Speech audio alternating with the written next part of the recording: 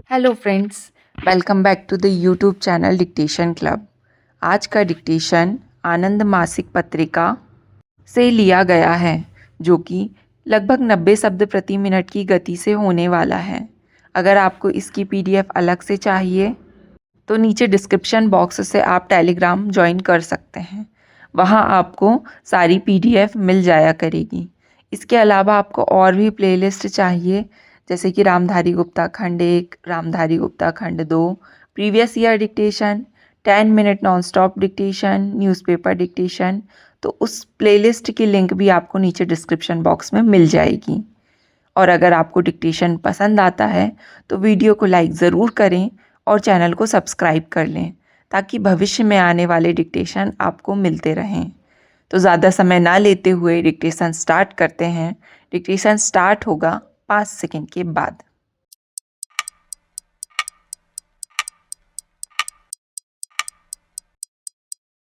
Start.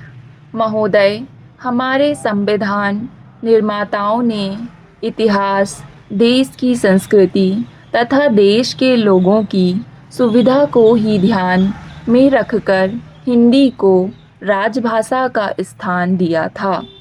इस भावना की अभिव्यक्ति प्रधानमंत्री पंडित जवाहरलाल नेहरू ने 30 जुलाई 1956 को संसद में की थी।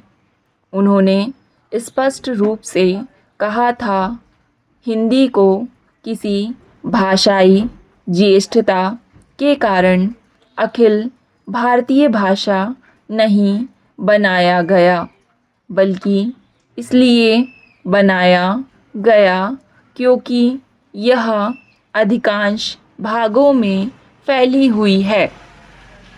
हमारा इतिहास इस बात का गवाह है कि जिस भाषा को राजभाषा का स्थान दिया गया है, वह 13वीं 14वीं शताब्दी से ही देश में उभरने लगी थी। यह भाषा देश के किसी कोने विशेष में नहीं, बल्कि अनेक भागों में धीरे धीरे उभरी। यह अपने समय में भक्त और संत कवियों, व्यापारियों, सैनिकों तथा आम लोगों की बोलचाल की भाषा रही, और इसी कारण हिंदी में ग्राह्यता का विलक्षण गुण पैदा हो सका और उसकी समन्वयक शक्ति बढ़ सकी। साथ ही उसमें हमेशा लचीलापन भी बना रहा। अपने इन्हीं गुणों के कारण यह भाषा निरंतर आगे बढ़ती गई और अपना रूप निखारती गई। स्वतंत्रता आंदोलन के हमारे नेताओं ने यह बात अनुभव की थी कि यदि उन्हें देश के जन जन तक पहुंचना है तो उसके लिए हिंदी भाषा सबसे अधिक उपयुक्त हो सकती है। इनके इस निर्णय के पीछे ना तो किसी भाषा की उपेक्षा करने की भावना थी और ना ही किसी भाषा विशेष को ऊंचा दर्जा देने की सोच थी। उनका उद्देश्य तो केवल एक ऐसी भाषा का सहारा लेना था जिससे वे अपनी बात लोगों तक पहुंचा सके। ऐसा सोचकर हिंदी भाषा को अपनाने वालों में केवल हिंदी भाषी लोग ही नहीं थे, बल्कि उससे भी कहीं अधिक अहिंदी भाषी लोग थे। इतिहास इस बात का गवाह है कि किसी भी एक समय में राजकाज की भाषा और लोगों की भाषा प्रचलित रहती है, लेकिन अब हमें नई राजनीतिक व्यवस्था और बदलते हुए परिवेश में यह देखना होगा कि क्या अब भाषा के ये अलग अलग स्वरूप एक ही समय में मौजूद रह सकते हैं और यदि रह सकते हैं तो उनकी सीमाएं क्या होनी चाहिए। यदि वे एक दूसरे से आदान प्रदान करती हैं तो उनके आदान प्रदान करने की स्थिति क्या होगी। इन सभी प्रश्नों का उत्तर ढूंढते समय हमें ये बातें ध्यान में रखनी चाहिए कि अब हम किस राजनीतिक व्यवस्था में रह रहे हैं। हमारे सामने भाषाओं के आदान प्रदान के किस माध्यम हैं, किस तरह की सुविधाएं हैं और कितनी तेज़ी के साथ वे एक दूसरे से मिलकर एक दूसरे को स्वीकार करते हैं या एक दूसरे को नकारते हैं। अब समाज की स्थिति पहले जैसी नहीं रही। भारत में ही नहीं बल्कि विश्व में लोकतांत्रिक प्रणाली प्रबल होती जा रही है। इस प्रणाली में सही अर्थों में सत्ता जन जन के हाथों में विकेंद्रित होती है। महोदय, सच तो यह है कि इस प्रणाली का जन्म ही जन जन को सत्ता में बराबर का भागीदार बनाने के लिए हुआ है। अब पहले जैसा ना तो अवरोध रह गया है और ना ही सत्ता के भागीदारों के अलग अलग स्तर रह गए हैं। इसलिए यह स्वाभाविक है कि जन के साथ जन की भाषा भी राज तक पहुँचेगी। फिर भी शासन का काम लोगों से संपर्क करना है। यह संपर्क लोगों की भाषा में ही संभव है। इसके कारण राजभाषा और जनभाषा में निश्चित रूप से बहुत शीघ्रता के साथ अंतर संबंध स्थापित होंगे और वे एक दूसरे को प्रभावित भी करेंगे। ऐसी स्थिति में राजभाषा को लोगों की भाषा के निकट लाया जाना चाहिए। लोकतांत्रिक प्रणाली में तो राजभाषा जन जन के लिए होती है। इस संदर्भ में माध्यमों की भी बात आती है।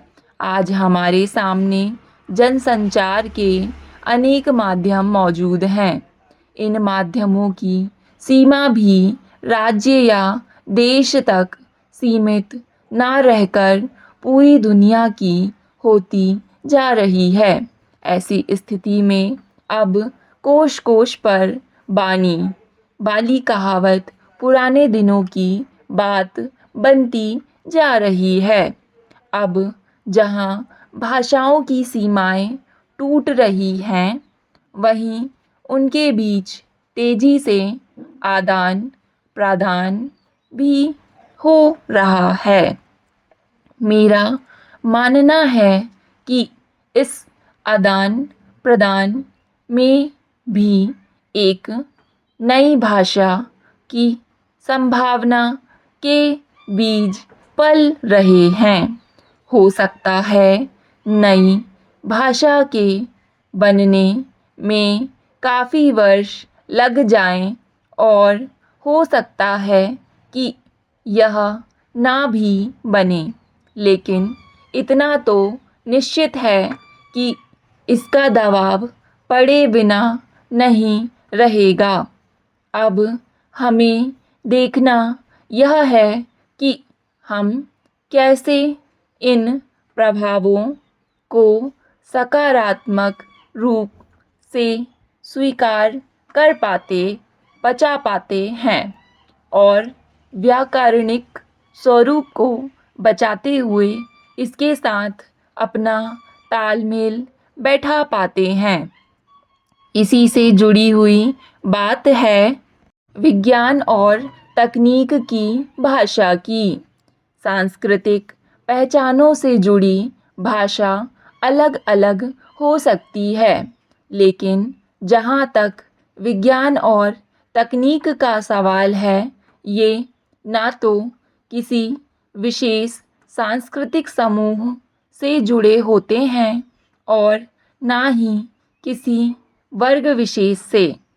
भले ही विज्ञान का जन्म किसी एक सांस्कृतिक समूह में क्यों ना हुआ हो, लेकिन अपनी उपयोगिता के कारण वह धीरे धीरे अखिल विश्व का रूप ले लेता है। ऐसी स्थिति में हमें देखना यह होगा कि विज्ञान और तकनीक की भाषा किस तरह की हो। मुझे लगता है कि विज्ञान और तकनीक की भाषा तैयार करने में हमें अपेक्षाकृत अधिक उदारता से काम लेना चाहिए, क्योंकि एक ओर तो उसके सामने विदेशी शब्दावली है और दूसरी ओर उसके सामने अपने देश के लोग हैं, उनकी जन भाषाएं हैं। यहाँ यह धर्म संकट खड़ा होगा कि इस विदेशी शब्दावली और देशज शब्दावली के बीच संतुलन कैसे बनाया जाए। निश्चित रूप से यह काम सरल नहीं है, क्योंकि हमारी भाषाएं पूर्णतः समर्थ भाषाएं हैं। उनके पास विज्ञान की सशक्त विरासत भी है। स्टॉप।